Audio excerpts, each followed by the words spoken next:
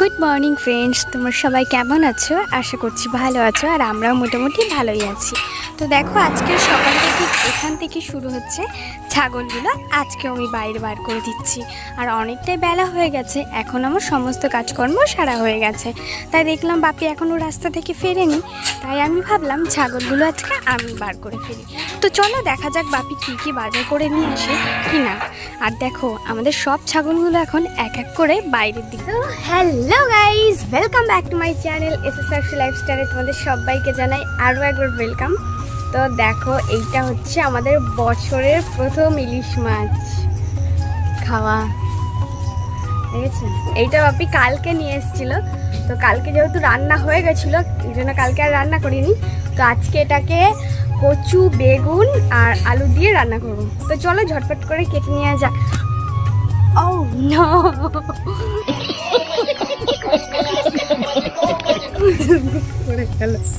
তো চলো ঝটপট করে এটা কেটে নিই।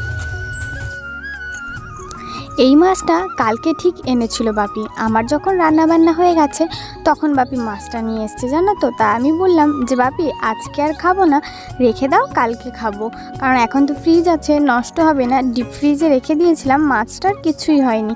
তো চলো এবার ঝটপট করে মাছটাকে কেটে নেওয়া যাক। একটাই মাছ এনেছে, যেহেতু আমরা বাড়িতে এখন 4 জন মানুষ আছি, আমাদের মোটামুটি হয়ে যাবে। বাবান সোনা যদিও খায় মাছ, আজকে একটু ভাবছি ওকে খাওয়াবই। তো চলো ঝটপট করে মাছটা কুটে নিয়ে, আবার ওদিকে ঢের কাজ বাকি আছে, রান্নাবান্না করতে হবে, অনেক কাজ বাকি। তোমরা ভিডিওটা দেখতে থাকো, আশা করছি খুবই ভালো লাগবে। তো দেখো, মাছগুলো আমি ঝটপট করে ধুয়ে নিয়ে চলে এসেছি, আর এখানে সুন্দর করে নুন হলুদ মাখিয়ে নেব। আর না, একটুখানি কাঁচা সর্ষের তেলও দেবো ভাবছি। অনেককেই দেখেছি কাঁচা সর্ষের তেল দিয়ে মানে মেখে রাখতে। আর এবছরের এটা আমাদের ফার্স্ট ইলিশ মাছ খাওয়া।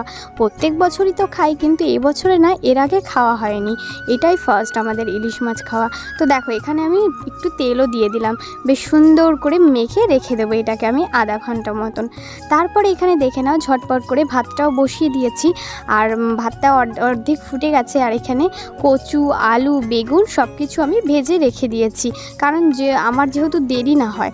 আর এখানে বাজার করে নিয়ে এসছে কুমড়ো, কাঁচা লঙ্কা, টমেটোর, একটা টমেটোর যা দাম, বাবারে বাবা। আর নিয়ে এসছে দেখো কত বড় একটা আম। এটা কিন্তু শুধুই বাবান সোনার জন্য, ও আম খেতে খুব ভালোবাসে বলে বাপি প্রায় ওর জন্য একটা করে আম নিয়ে আসে। আমের বাদবাকি সব মাংসটুকুই বাবান সোনা খায়, শুধু আটিটুকু আমি খাই, জানো কি? আর দেখো, বাপি এখানে মুড়িও নিয়ে চলে এসছে। মুড়ি ছিল না ঘরে, মুড়ি বাড়ন্ত হয়ে গেছিলো, তাই বাপি বলল যে আমাকে একটু মুড়ি দিয়ে দে। তাই আমি এখানে বাপির মুড়ি নিয়ে নিয়েছি, আর একটু ছাতু দিয়ে দেবো। বাপি জানো তো, মুড়িতে না, ছাতুতে আমরা যেরকম চিনি খাই সেরকম চিনি খায় না, নুন খায়। তো আমি একটু সামান্য নুন দিয়ে আর জল দিয়ে বেশ ভালো করে মুড়িটাকে গুলে দিয়ে দেবো। যতক্ষণ না মুড়িটা নরম হচ্ছে বাপি তারপরেই খাবে। তো চলো বাপিকে এখানে ছাতু মুড়িটা গুলে দিয়ে দিই। তারপরে এখন আমার অনেক ঢের কাজ বাকি আছে, চা খাওয়া বাকি আছে। সকাল সকাল জানো তো, চাটা না খেলে মোটামুটি মাথাটা ধরা ছাড়েই না। আর আজকে বাবান সোনাকে ফার্স্ট স্কুলে নিয়ে যাব। আর এইটা কি জানো তো, এইটা হচ্ছে কালকে দুধটা দুইয়ে রেখেছিল, এটা হচ্ছে ছাগলের দুধ। বাবান সোনাকে খাওয়াই, আর আমি একটু চা করে নেব। তোমরা অনেকে আবার করবে, কিন্তু আমাদের এই বড় ছাগলটার দুধে একটুও গন্ধ নেই। সত্যি বিশ্বাস করা, আগে আমিও খেতাম না, কিন্তু এখন আমি খাই। দেখেছো চাটা কত সুন্দর দেখতে হয়েছে। আমাদের বাড়িতে এখন দুধের জিনিস কেউই খায় না। সবাই বলে তুই এখন চা দিয়ে ছাগলের দুধ দিয়ে চা বানাস কিংবা যে কোনো খাবার বানাস, তোদের বাড়িতে খাবো না। বললাম ঠিক আছে, কোনো ব্যাপার নয়, খেতে হবে না। তো চলো ঝটপট করে এই মুড়িগুলো আমি কৌটোয় ঢেলে নিই। আর জানো তো, বাবান সোনার খাবারটা আজকেই শেষ হতে হলো। কি সমস্যা বলো তো, এদিকে পয়সা কড়ির টানাটানি, এদিকে আবার বাবান সোনার প্রত্যেকটা খাবার শেষ হয়ে গেছে। ম্যাগি বাড়ন্ত হয়ে গেছে, খাবার বাড়ন্ত হয়ে গেছে, কেলক্স বাড়ন্ত, দুধও শেষ। কি আর করা যাবে বলো? দেখো, কেলক্সটা আর অল্প একটু আছে, এই একটুখানি কেলক্সই আজকে বাবান সোনাকে দিয়ে দেবো। কিছুই করার নেই, বাবান সোনাকে তো খাওয়াতে হবে। ওর বাবাকে বলবো আর এক প্যাকেট কেলক্স আনতে, তো ওর বাবা নিয়ে চলেও আসবে, কোনো সমস্যা নেই। তো চলো ঝটপট করে আমি বাবান সোনাকে কেলগসটা আর মধু দিয়ে গুলে দিয়ে দেবো। তারপরে আমাদের চাটা হচ্ছে, চাটাও খেয়ে নেবো।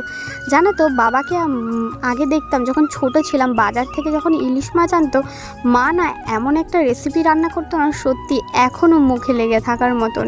বাবা যখন রাত্রেবেলায় মাছ নিয়ে আসতো, মা করতো কি, শুধু মানে গরম জলটা গরম করে কাঁচা ইলিশ মাছ নুন হলুদ মাখিয়ে রেখে সেই গরম জলের মধ্যে গোটা কাঁচা লঙ্কা 5-6টা দিয়ে ওর মধ্যে একটু নুন, একটু হলুদ গুঁড়ো, একটু জিরের গুঁড়ো, একটু ধনের গুঁড়ো, এগুলো দিয়ে জলটাকে বেশ 10 মিনিট মতো ভালো করে ফুটিয়ে নিত। ফুটিয়ে যতটা আমরা খাবো সেই পরিমাণ করে নিত। তারপরে মাছগুলো দিয়ে 5 থেকে 7 মিনিট মতো সেদ্ধ করতো, মানে যতক্ষণ মাছটা সেদ্ধ হওয়ার মতন থাকবে। সেই ঝোলটা খেতে যে এত টেস্টি হতো না বন্ধুরা, ধারণার বাইরে, তোমরা বিশ্বাস করো। আর দেখো এখানে আমি ঝটপট করে মাছটাও ভেজে নেবো। ইলিশ মাছ কিন্তু কখনো বেশি ভাজা যাবে না, একটুখানি ভেজে ইলিশ মাছটাকে নামিয়ে নিতে হবে। আর এখানে কি করছি জানো তো, মাছের তেল তুলছি, মানে ইলিশ মাছ ভাজার তেলটা। উফ, গরম গরম ভাত দিয়ে কাঁচা লঙ্কা দিয়ে খেতে যা দুর্দান্ত লাগে না, যেন তরকারি খাবো না, এইটা দিয়েই খেয়ে নিই, এতটা টেস্টি লাগে। আর দেখো এখানে রান্না করার জন্য প্রথমেই আমি দিয়ে দিলাম কাঁচা লঙ্কা আর কালো জিরে, তার সঙ্গে একটু টমেটোর, এইগুলো দিয়েই বেশ সুন্দর নেড়ে চেড়ে জিরের গুঁড়ো, ধনের গুঁড়ো, হলুদ গুঁড়ো সব কিছু দিয়ে দেবো। জানো তো আজকে কিন্তু আমি তরকারিতে কোনো মশলা অ্যাড করবো না, যেমন আদা বাটা, জিরে বাটা, মানে রসুন বাটা, এইসব কিচ্ছুই দেবো না। সো কচু দিয়ে, আলু দিয়ে, আর হচ্ছে গিয়ে তোমার বেগুন দিয়ে আজকের বেশ সিম্পল একটা ইলিশ মাছের ঝোল হবে। জাস্ট ওয়াও, কি দারুণ যে হয়েছিল খেতে, কি বলবো তোমাদেরকে। বাপি খৈনি মুখে দিয়ে দিয়েছ? খৈনি মুখে দেওয়ার আগে ঝোলটা একটু দেখো, দাঁড়াও।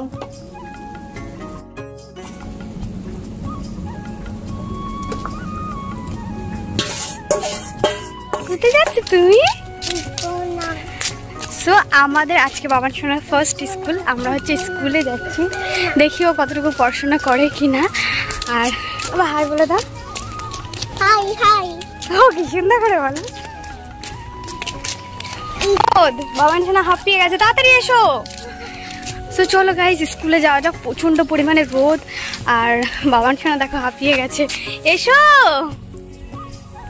দাঁড়িয়ে পড়েছো, কোলে আসো, কোলে নেবো, আসো, চলে আসো তাড়াতাড়ি, কেমন। তো আজকে বাবান সোনার ফার্স্ট স্কুল, বলো। তুমি স্কুলে গিয়ে পড়াশোনা করবে? বলো হ্যাঁ। হ্যাঁ, নাও নাও নাও, লেখো। হ্যাঁ, গুড বয় বেবি। এই তো স্কুলে আসবে, হ্যাঁ বাবা, রোজ। হ্যাঁ লেখো, রি লেখো। উল্টো উল্টো লিখছো কেন? সোজা সোজা লেখো। না পারলে আমার কাছে আসবে শোনা। না না না, তাড়াতাড়ি লেখো। বলো দীর্ঘ। উল্টো উল্টো লেখে দেখ দেখ। এখানে নাতার আছে বাবা। এবার বানান বানান করে শোনা। ঝাঁকা, এখানে ঝাঁকা বসাও, ঝাউ থেকে এই বানানটা পুরো করে নাও, তারপর লিখতে দেবো তোমার। হ্যাঁ ম্যামকে দেখাও, ম্যামকে দেখাও। দেখি বাবু, দেখাও। ডান হাতে দিতে হয়। ডান হাতে বাবা, রাইট হ্যান্ডে দাও। রাইট দিদি, ভেরি গুড, খুব সুন্দর হয়েছে। লোক কি শোনা, সুন্দর হয়েছে। দাঁড়াও একটু মুছে দিই। এবার এবিসিডি লিখে দেন, ও হাত ঘোরাবে। ওটা করি। হ্যাঁ হ্যাঁ, ওটা লিখে। তুমি লাগার বসো, লাউ এ ঝাঁকার ল, এইখান থেকে এইখান থেকে। হ্যাঁ ওই ঝাল ঝাল। এবার ও লেখো। ও ও ও, ওইটা না, ওইটা না, এটা এটা এটা, প্রথমে এইটা। মায়াকার মা, উমা বি। হ্যাঁ, এটা সুন্দর ছেলে, সুন্দর বলছে। না লেখো লেখো। সি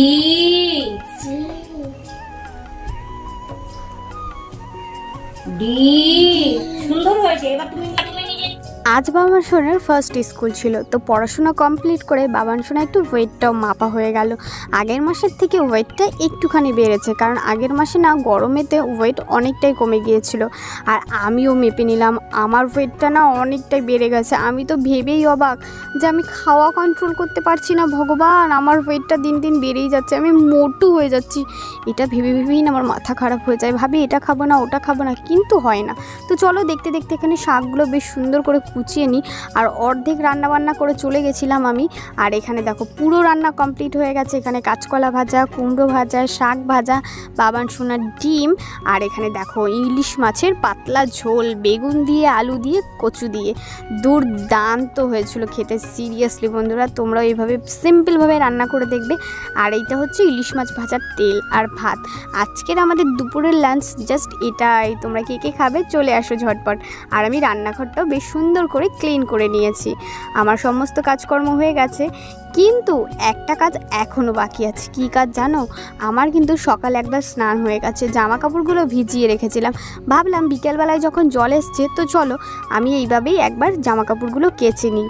তো চলো এবার ঝটপট করে জামা কাপড় কেচে নিয়ে মেলেও দেবো। জানো তো প্রচুর জামা কাপড় ছিল, দুটো বিছানার চাদর, বাবান সোনার জামা, আরশুর পাপার জামা, আমার জামা, অনেক জামা কাপড় ছিল। যার জন্য আমি ভাবলাম সকালের জন্য ওয়েট করলে হবে না, জামা কাপড়গুলো ভেজানো আছে, একটু রোদও উঠেছে, তাই ঝটপট করে আমি কেচে দিই। আর কাচতে কাচতে এতটা ক্লান্ত হয়ে গেছি না, ধারণার বাইরে। সারা দিন সংসারটাকে ঠিক নিজের মতন করে চালিয়ে কাজকর্ম করে গুছিয়ে নিয়ে উঠতে না আমি প্রচণ্ড হাঁপিয়ে যাই। সত্যি কথা বলতে, আগে যেমন নিজের দিকে তাকাতাম, এখন আর কিন্তু সেইভাবে নিজের দিকে তাকানো হয় না। তাই মনে মনে ভাবি মানুষ কতটা চেঞ্জ হয়ে যায় বিয়ের পরে। মানুষ সত্যি অনেক চেঞ্জ হয়ে যায় সংসারের চাপে। মানুষের দেখাশোনা করতে করতে কখন যে নিজের দেখাশোনা করাটা ভুলে যাই, সেটা এখন একমাত্র যারা সংসার করে তারাই জানে। বিয়ের আগে কতটা পরিপাটি থাকতাম, কোথাও যাওয়ার আগে কিভাবে চুল বাঁধবো, কীভাবে সাজবো, কীভাবে হেয়ার স্টাইল করবো, এইসব চিন্তাভাবনা করতাম। আর এখন দূর একটা বাদলেই হলো, চলো কোনো ব্যাপার না।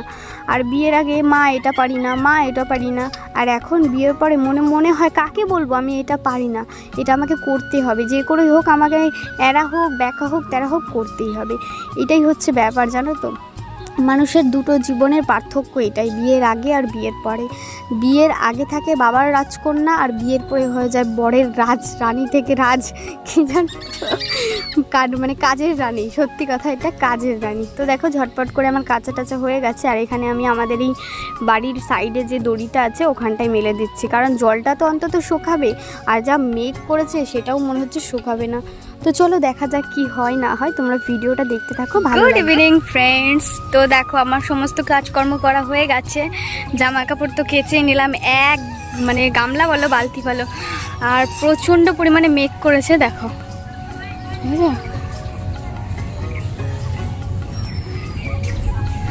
সো দেখতেই পেলে তোমরা প্রচণ্ড পরিমাণে মেঘ করেছে। একটু পরে মনে হয় বৃষ্টি আসবে।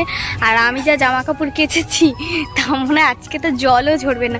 আর দেখো সব শিব মন্দিরে বসে আছে, আমার ছেলেও গেছে। তো চলো বন্ধুরা, তোমরা ভিডিওটা দেখতে থাকো, আশা করছি ভালো লাগবে। আর আমিও একটু যাই ওদের সঙ্গে শিব মন্দিরে, আমাকে ডাকছে। হ্যাঁ।